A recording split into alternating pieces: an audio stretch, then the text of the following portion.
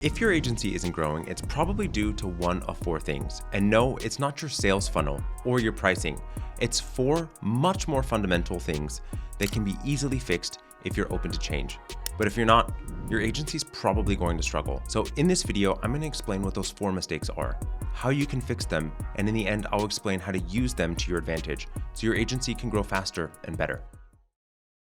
So Picasso famously said, "Bad artists copy, but great artists steal."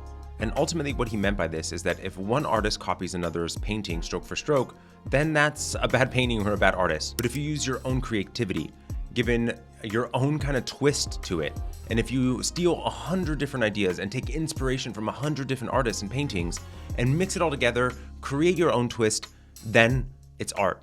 And the same ultimately applies to agencies. But here's ultimately what so many agencies do, is that they look at what another agency's doing, their offer, their positioning, and just copy. And what has happened since the 1960s, the agency industry has continued to dismantle itself by copying from what was before, not fundamentally changing the core of the industry.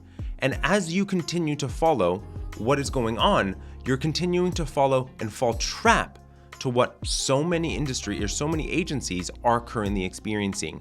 The diminishing of their value, the diminishing of their profit, and being a commoditized service. The way that it worked back then is when you had a full service agency, it was so much easier because there was a couple, maybe 2 or 3 different mediums. There was radio, there was television, and there was print. And now there's so many different mediums. There's social media, there's digital advertising, there's programmatic, that you can be applying what it is that you're doing. So specializing, being more programmatic about how your model works and how exactly you work with your clients is fundamental.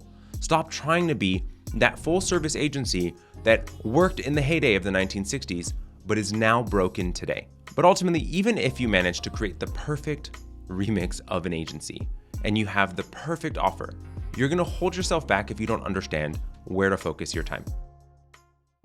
So to help you understand this issue, I'm gonna set you on an imaginary challenge. I'm gonna drop a bunch of seeds in your hand and tell you that you have 10 weeks to grow a flower as high as possible. What would you do? How would you divide your time? How would you handle this problem? Most people would hop on the internet, do some quick research, and then plant the seeds as quickly as possible. And then they would see how the seeds grow over the course of the next 10 weeks. And you would learn about watering and all that stuff along the way. But when it comes to agencies, people do it exactly the opposite. They spend 10 weeks prepping and planning, waiting for the perfect moment to arrive. You're so afraid of what might potentially happen that might make you a failure, rather than actually leveraging the experience. And personally, in my experience, it takes 10, 12, 15, 20 failures in order to find and have success. And you've done that now. You're a creative that has gone through years of honing your craft and your art. The first design that you ever did, was it just perfect? No, it wasn't. It took iteration, it took mistakes, it took blunders, it took it all for you to get to where you are now. You need to learn lessons to allow for you to be able to implement. You're gonna get so much further in your business if you implement faster, learning from all of those potential circumstances rather than trying to think out every single inevitability. So now these 2 mistakes are pretty common, but in my experience, the next one can be the biggest agency killer. And unfortunately, it is often the hardest to fix. So to bring this to life, I'm gonna tell you a story about an agency owner that I worked with. And so in the conversation I was having with him about figuring out his next step in his agency, I asked him a question of what is your biggest motivator? And he said money. And I find that quite curious because in my experience, that doesn't tend to be true for the vast majority of agency owners. And so I pointed out to him and I said, essentially, I'm gonna call you on your bullshit here. If money was the primary motivator for you, then why did you pick going to school for art? This is about a passion. This isn't about money, really. And so where a lot of people really recognize the problem that's ultimately happening is that you're settling for less. You think that what you want in the end is just this big bank account. If you think and limit your own mindset and belief system to you being focused entirely on money, you are going to limit your own success. Your passion is going to be waning. Your energy level in that business is going to drain because money isn't your motivator. And in the conversation with the agency owner that I was talking about, he was able to actually get back to that passion, excitement in his business again, that allowed for him to choose this pathway in the first place, to be able to get through what, quite frankly, in entrepreneurship and business ownership is sometimes drudgery. It can be hard. Some days will be difficult, and you need that passion, that excitement to be able to get through it. And so ultimately, if you have that excitement, you will have momentum. And when you have momentum, you will have growth. And so now you're ultimately making progress. But in order for you to make the biggest impact, you're gonna need one more thing.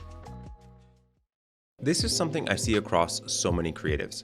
As someone that is married to a fine artist and went to school for art as well, the biggest problem I see across creatives is the belief in self. They discredit themselves, and most creatives really suffer from a lack of ego. And in my experience, they are the dreamers, the person that can lose all sense of time, the person that is often forgetful, often non-linear in thinking. They struggle with the things that society holds in really high esteem. So their self-esteem has suffered because of it. They don't really understand that they truly are valuable. Speaking again as someone who has loved art my entire life, I truly admire you when you recognize that you're the emotional connectivity that society relies upon and harness that power that you were born with. You can reach so much further.